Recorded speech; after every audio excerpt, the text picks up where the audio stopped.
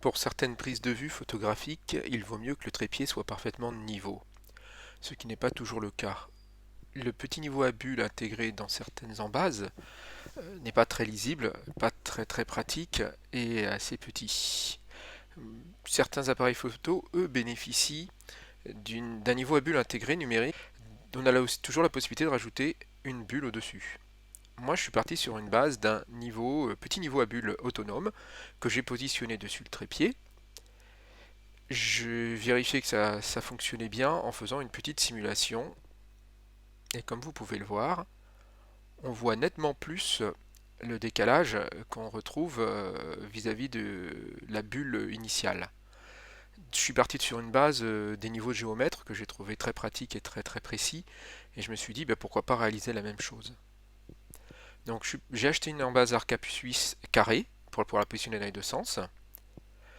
J'ai démonté les deux butées anti-glisse qui peuvent poser problème sur certaines embases plus petites. Supprimé le plot central, la vis centrale. Voilà ce que ça donne une fois démonté. Et je me suis dit, l'idéal, ça serait de le positionner comme c'est présenté, c'est tiré à la verticale, de façon à voir sur les trois faces. Mais dans le sac, c'est pas pratique parce que ça déborde. Et puis on risque de l'accrocher et le faire tomber.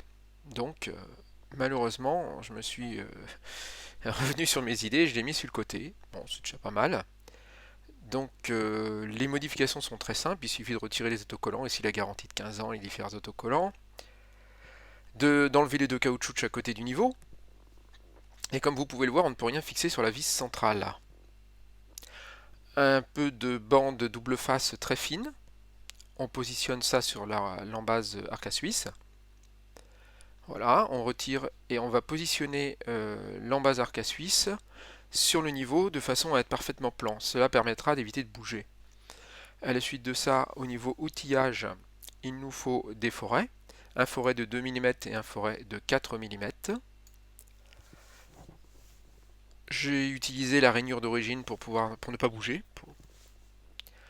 On insère le premier rivet de 4 mm. On y va tout doucement avec la pince à rivet de façon à ne pas dérégler le niveau à bulle. Une fois que c'est fait, on vérifie que la platine n'a pas bougé.